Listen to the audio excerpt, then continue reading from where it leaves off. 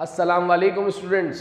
YouTube channel accounting with sir Umair के साथ एक बार फिर मैं आपके साथ हाजिर हूँ। स्टूडेंट, आज मैं आपको फर्स्ट ईयर का टॉपिक कैश बुक सिखाऊंगा, जिसे हम 3 कॉलम कैश बुक भी कहते हैं। लेकिन वीडियो को देखने से पहले आपने मेरे यूट्यूब चैनल को सब्सक्राइब करना है और मेरी वीडियो को लाइक करना है, ज़्यादा से ज़्यादा इसको शेयर भी करना है, ताकि हर आने वाली नई वीडियो का नोटिफिकेशन आपको मिल सके और आप प्रॉपर अकाउंटिंग का कोर्स कंप्लीट कवर कर सकें। तो स्टूडेंट, 3 कॉलम कैश बुक भी कहा जाता है इसे 3 कॉलम कैश बुक हम इसलिए कहते हैं क्योंकि इसमें 3 ये कॉलम्स होते हैं। अच्छा, पहले मैं एक बात आपको और क्लियर कर दूं कि इसमें हम ऑन अकाउंट रिकॉर्ड नहीं करते ट्रांजैक्शन, यानी जो भी क्रेडिट की ट्रांजैक्शन होगी वो रिकॉर्ड नहीं करेंगे, सिर्फ कैश और बैंक की ट्रांजैक्शंस को रिकॉर्ड किया जाएगा।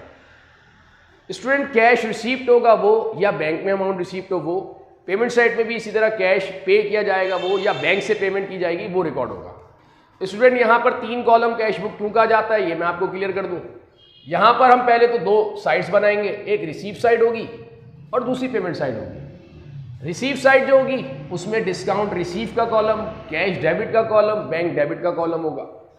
सेल डिस्काउंट जो कॉलम है इसको आप डिस्काउंट अलाउ भी कह सकते हैं। कैश डेबिट, जो कैश आपके पास आ रहा होगा या जो बैंक में पैसा आ रहा होगा वो आप रिकॉर्ड करेंगे। और पेमेंट साइड पर इसी तरह purchase discount, cash credit, bank credit, यहां पर ये 3 कॉलम होंगे। परचेज डिस्काउंट को आप डिस्काउंट रिसीव भी कह सकते हैं, कैश क्रेडिट और बैंक क्रेडिट, इसलिए इन्हें 3 कॉलम, इन 3 कॉलम की वजह से इन्हें 3 कॉलम कैश बुक कहा जा रहा होता है। तो ये स्टूडेंट एक प्रॉपर स्केचिंग है इसकी, जो मैं आपको अगर समझा दूं तो डेट का कॉलम होगा, पर्टिकुलर्स होगा, लेजर फोलियो जिसे LF कह लें, सेल डिस्काउंट या मैंने जैसे पहले आपको बताया कि आप डिस्काउंट अलाउ भी लिख सकते हैं, कैश डेबिट, बैंक डेबिट, ये एक साइड हो गई। पेमेंट साइड पर इसी तरह date, particulars, ledger folio, purchase discount जिसको मैंने आपको पहले भी बताया था, डिस्काउंट रिसीव भी कह सकते हैं, कैश क्रेडिट और बैंक क्रेडिट। तो ये स्टूडेंट आपने प्रॉपर इसकी स्केचिंग कर ली। ये मैं 2010 रेगुलर प्राइवेट का क्वेश्चन है, क्वेश्चन नंबर 4 फर्स्ट ईयर का, जो कि मैंने यहाँ बोर्ड पर मेंशन भी कर दिया है। और ये क्वेश्चन जो है मेरे लेफ्ट पर आपको नजर भी आ रहा होगा, जिसको आप देख सकते हैं। Mister Arif 3 column cash book for the month of November 2009, यह आपने सेंटर में लिख दिया, यहां आपने लिख दिया रिसीव साइड, यहां आपने लिख दिया पेमेंट साइड। तो स्टूडेंट, अगर मैं आप क्वेश्चन रीड करूं तो क्वेश्चन में कहा जा रहा है हमसे, mister Arif uses 3 column cash book on November 1st 2009 he had cash in hand ₹2 lakh and at cash at bank ₹2,20,000। हमसे कहा जा रहा है कि कैश हमारे पास नवंबर की स्टार्ट में पहले से रखा हुआ था 2 लाख रुपए और बैंक में ऑलरेडी हमारे पास 2,20,000 रुपए थे। तो स्टूडेंट, ये आपको मैं बताता चलूं कि ये ब्रॉड फॉरवर्ड अमाउंट है, ये वो अमाउंट है जो मंथ के स्टार्ट में ऑलरेडी हमारे पास मौजूद है। यह आपने डेबिट साइड पे लिख दी है, मतलब डेट डाल दें, इसको नाम दें बैलेंस ब्रॉड फॉरवर्ड, और कैश पहले से 2 लाख रुपए, बैंक में पहले से 2,20,000 रुपए, ये ब्रॉड फॉरवर्ड बैलेंस हो गया। अब हम इसको अगर रीड करें तो नेक्स्ट में कहा जा रहा है हमसे, November 13 issue a cheque to mister Bilal 48,000 in full settlement of ₹49,000। हमने मिस्टर बिलाल को एक चेक इशू किया 48,000 का, जबकि इन फुल सेटलमेंट जो हमने अमाउंट उसे पे करनी थी वो 49,000 पे करनी थी। तो स्टूडेंट, जनरल पे मुझे उम्मीद है कि आपको ग्रिप आ गई होगी और इसमें आपको कोई इशू नहीं होगा। अगर फिर भी आपको कोई इशू हो तो आप इसका नीचे वीडियो में लिंक नज़र आ रहा होगा, वो आप लिंक शेयर मैं आपको कर दूंगा, जिससे आप उसको कॉन्सेप्ट्स को और अच्छी तरीके से क्लियर कर सकते हैं। स्टूडेंट, इसके लिए जनरल का कॉन्सेप्ट बिल्कुल क्लियर होना चाहिए, वरना 3 कॉलम कैश बुक में आपको प्रॉब्लम होगी। तो यहाँ पर अगर हम देखें तो 48,000 की पेमेंट की जा रही है, जबकि अमाउंट 49,000 पे करना था, और 48,000 अगर पे कर रहे हैं तो इसका मतलब है कि हमारा बैंक अकाउंट कम हो गया, क्योंकि चेक इशू किया जा रहा है। चेक इशू करने से बैंक क्रेडिट हो जाता है, ये आपको अच्छी तरह इल्म है। तो बैंक क्रेडिट हो गया 48,000 से, जो उसको आपने रिकॉर्ड कर दिया 48,000 क्रेडिट साइड पर। 1,000 आपको डिस्काउंट मिल गया, जिसे हम कहते हैं purchase discount, purchase discount record कर दें 1,000। और स्टूडेंट, अगर हम बैंक के पेमेंट कर रहे हैं, यानी चेक के जरिए पेमेंट कर रहे हैं, तो कर क्यों रहे हैं? क्योंकि पुरानी हमारी एक लाइबिलिटी थी, जिस लाइबिलिटी को हम खत्म कर रहे हैं, और लाइबिलिटी खत्म होती है तो जनरल के मुताबिक हम उसको अकाउंट्स पेबल को डेबिट रिकॉर्ड करते हैं। रूल्स के मुताबिक हम इसको डेबिट रिकॉर्ड कर रहे होते हैं, अकाउंट्स पेबल को हम डेबिट रिकॉर्ड करेंगे। यानी एंट्री अगर हम पास करें तो क्या बनेगी, अकाउंट्स पेबल डेबिट 49,000 क्योंकि लायबिलिटी हमारी 49 से खत्म हुई, परचेज डिस्काउंट क्रेडिट 1000 और बैंक क्रेडिट 48,000। तो स्टूडेंट यहाँ पर मैं आपको बताता चलूँ कि हम अकाउंट्स पेबल रिकॉर्ड नहीं कर रहे हैं, हम बैंक रिकॉर्ड कर रहे हैं और परचेज डिस्काउंट रिकॉर्ड कर रहे हैं। अकाउंट्स पेबल तो उसका सिर्फ रीजन है, इसीलिए यहाँ 48,000 बैंक क्रेडिट हुआ, 1000 परचेज डिस्काउंट हमने लिखा जो कि क्रेडिट था। अकाउंट्स पेबल डेबिट पर था, वो हमें लिखना नहीं है, ये सिर्फ हमने रीजन लिखा है। इसका मतलब ये है कि बैंक क्रेडिट हो रहा है तो किस रीजन से हो रहा है, उसका रीजन है अकाउंट्स पेबल। यहाँ मैं आपको बताता चलूँ कि मैंने अकाउंट्स पेबल रिकॉर्ड नहीं किया, हमने रिकॉर्ड सिर्फ बैंक की है, परचेज डिस्काउंट की है। ये वही काम कर रहे हैं हम जो हम जनरल लेजर में करते हैं। जनरल लेजर में भी हम इसी तरह की कुछ रिकॉर्डिंग करते हैं कि जो चीज़ जिस अकाउंट का हम लेजर बनाते हैं हम वो नहीं लिखते, उसकी अपोजिट साइड लिख रहे होते हैं। सेम वही काम आपने यहाँ करना है। नेक्स्ट नवंबर 17 पर हमसे कहा जा रहा है कि हमने चेक रिसीव किया हमजा से 18,000 का, जबकि हमें उससे अमाउंट जो लेना था वो 20,000 लेना था और चेक लेकर हमने उसी दिन सेम डे पर डिपॉजिट भी कर दिया बैंक में। तो स्टूडेंट यहाँ मैं आपको क्लियर कर दूँ कि जब हमने चेक बैंक में डिपॉजिट कर दिया इसका मतलब है कि हमारा बैंक अकाउंट इंक्रीज हो गया। बैंक एसिड है, एसिड इंक्रीज हुआ, हमने उसे डेबिट रिकॉर्ड कर दिया रूल के मुताबिक 18,000 से, क्योंकि चेक हमने 18 का लिया। हमें चेक लिया क्यों हमने, क्योंकि हमारा पुराना अकाउंट था, रिसीवेबल था जो कि कलेक्ट करना था, जो अब कलेक्ट हो चुका है। इसका मतलब अकाउंट रिसीवेबल हमारा ख़त्म हो गया 20,000 से, जो उसकी असल अमाउंट थी। 2,000 रुपये हमने डिस्काउंट अलाउ कर दिया, जिसको हम कहते हैं सेल डिस्काउंट या डिस्काउंट अलाउ कह लें आप, एक ही बात है। यानी अगर हम इसकी प्रॉपर जर्नल एंट्री बनाएं तो हम इसकी एंट्री बनाएंगे bank debit 18,000, sales discount debit 2,000 और अकाउंट रिसीवेबल क्रेडिट हो जाएगा 20,000 से, जो उसकी असल अमाउंट थी। तो स्टूडेंट बैंक डेबिट हुआ 18,000 से, यहाँ आपने बैंक डेबिट कर दिया 18,000 से, 2,000 हमने डिस्काउंट अलाउ किया जिसे हम कहेंगे सेल डिस्काउंट, और रीजन हुआ इसका बैंक इंक्रीज होने का अकाउंट रिसीवेबल, उसके साथ हमजा का नाम लिख दें। फिर मैं एक बात क्लियर कर दूं कि हम यहाँ सिर्फ बैंक सेल डिस्काउंट रिकॉर्ड कर रहे हैं, अकाउंट रिसीवेबल तो सिर्फ उसका रीजन है, हम अकाउंट रिसीवेबल रिकॉर्ड नहीं कर रहे। नेक्स्ट फिर हमसे कहा जाता है नवंबर 19 को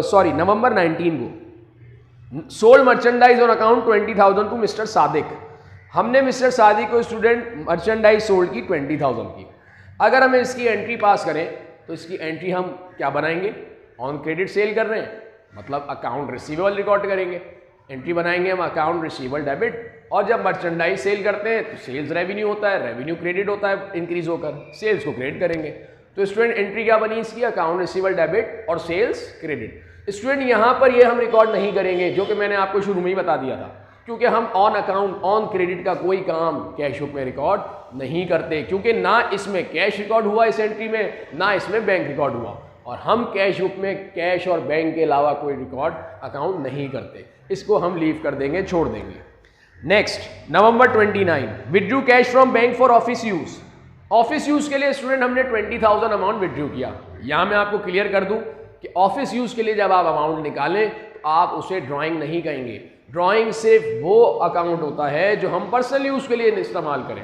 ये पर्सनल यूज के लिए नहीं निकाला, ये आपने बैंक से अमाउंट निकाला है और ऑफिस यूज के लिए निकाला है, ऑफिस यूज के लिए ही निकाला है, इस वजह से हम इसको कैश से रिकॉर्ड करेंगे। यानी हम एंट्री क्या पास करेंगे, कैश हमारे पास इंक्रीज हो गया तो कैश हम डेबिट रिकॉर्ड करेंगे, और बैंक हमारा डिक्रीज हो गया बैंक को हम क्रेडिट रिकॉर्ड करेंगे। अगर हम जनरल एंट्री बनाएं तो एंट्री बनी कैश डेबिट और बैंक क्रेडिट। तो स्टूडेंट अब कैश भी है और बैंक भी है, इसका मतलब ये दोनों साइड्स पे रिकॉर्ड होगा, रिसीव साइड पर भी और पेमेंट साइड पर भी। तो अब कैसे रिकॉर्ड करेंगे, कैश डेबिट करेंगे हम 20,000, बैंक हम क्रेडिट करेंगे 20,000, और कैश हमने डेबिट किया तो कैश डेबिट हुआ तो इसके क्रेडिट पे कौन सा अकाउंट था, वो था बैंक अकाउंट, और बैंक क्रेडिट हुआ तो उसके डेबिट पे कौन सा अकाउंट था, वो था कैश अकाउंट। इसका मतलब ये दोनों साइड रिकॉर्ड हो गई।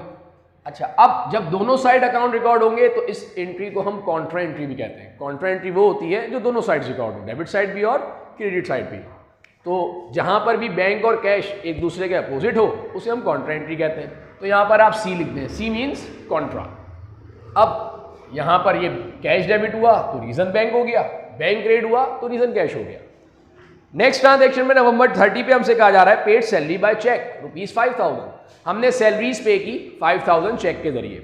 तो स्टूडेंट सैलरीज दे रहे हैं, इसका मतलब एक्सपेंस हो गया, हमने जनरल एंट्री पास की इसकी सैलरी एक्सपेंस डेबिट, और चेक दे रहे हैं तो फिर बैंक कम होगा, बैंक डिक्रीज होगा, बैंक एसेट है, एसेट डिक्रीज होगा तो क्रेडिट जाएगा। यानी हम इसकी एंट्री क्या पास करेंगे, सैलरीज एक्सपेंस डेबिट और बैंक क्रेडिट। तो बैंक आपने क्रेडिट किया और रीजन इसका लिख दिया सैलरी एक्सपेंस। मैं अच्छी तरह यहाँ क्लियर कर दूँ स्टूडेंट कि हमने ये अकाउंट सिर्फ रीजन की वजह से लिखे, हम तो इन्हें रिकॉर्ड ही नहीं कर रहे, हम तो रिकॉर्ड यहाँ पर सिर्फ बैंक को कर रहे थे, ये उनके रीजंस थे। स्टूडेंट अब इसको आपने बैलेंस करना है, इसको क्लोज करना है, उसका क्या प्रोसीजर है, बिल्कुल सेम वही प्रोसीजर जो जनरल लेजर में किया हमने। मैं आपको एक बार फिर क्लियर कर दूं इसको। आपने कॉलम का टोटल किया, सेल डिस्काउंट का कॉलम, कैश का कॉलम, बैंक का कॉलम, इसी तरह परचेज डिस्काउंट का, कैश का और बैंक का। और स्टूडेंट ये आपने एक ही लाइन में रिकॉर्ड करना है, ये टोटल आपने एक लाइन में रिकॉर्ड करना है, दोनों एक लाइन में होना चाहिए। कैश 2000, 220, 238 ये इसका टोटल आ गया, इसका 1000 इसका कोई अमाउंट नहीं है कैश के क्रेडिट का, और बैंक का है 73,000। अब हम इसको बैलेंस करेंगे तो स्टूडेंट ये कैश 220 है, जबकि यहाँ कैश था ही नहीं, तो इसका मतलब पूरी कमी है 2,20,000 की, वो आपने यहाँ लिख दी 220। इसी तरह बैंक था 238,000, यहाँ बैंक था 73, इसका मतलब यहाँ कितनी कमी है 165,000 की, ये आपने लिख दिया। ये जो अमाउंट आपने लिखा है इसको 30 नवंबर जो कि मंथ की लास्ट डेट होगी, इसको आपने नाम देना है बैलेंस कैरी फॉरवर्ड का, यानी ये वो अमाउंट है जो आप आगे फॉरवर्ड करेंगे। अब ये दोनों साइड्स इक्वल हो गई, कैश हो गया 220, यहाँ भी कैश हो गया 220, ये बैंक हो गया 238, यहाँ बैंक हो गया 238, ये भी एक लाइन में रिकॉर्ड हो गया। स्टूडेंट अगर हम ब्रॉड फॉरवर्ड बैलेंस देखें तो ब्रॉड फॉरवर्ड बैलेंस जो है ये तो इसका डेबिट साइड पर आएगा, क्योंकि हैवी साइड तो डेबिट साइड थी। कैश हैवी था 220,000 से और बैंक हैवी था 165,000 से। तो नेक्स्ट मंथ का जो ओपनिंग बैलेंस होगा, जिसे ब्रॉड फॉरवर्ड बैलेंस भी कहते हैं, जो कि 1 दिसंबर पर हम लिखेंगे, 1 दिसंबर बैलेंस ब्रॉड फॉरवर्ड जो कि होगा 2,20,000 और बैंक का होगा 1,65,000। तो स्टूडेंट ये एक कैश बुक का क्वेश्चन था जो मैंने आपको समझाने की कोशिश की। उम्मीद है कि आपको कॉन्सेप्ट क्लियर हुआ होगा। मैं इसके मज़ीद आगे और क्वेश्चन भी सॉल्व करवाऊंगा जो कि और अच्छे क्वेश्चन होंगे, और उसके लिए आपने ज़रूर इसकी प्रैक्टिस करनी है पास पेपर से। ये तो एक बेसिक क्वेश्चन था, और अच्छे मज़ीद क्वेश्चन मैं आपको 4 से 5 इसके और करवाऊंगा, जिससे आपको इंशाल्लाह इसका कंप्लीट प्रैक्टिस से बाद आपको इस पर ग्रिप आ जाएगी। उम्मीद है आपको मेरी वीडियो पसंद आई होगी।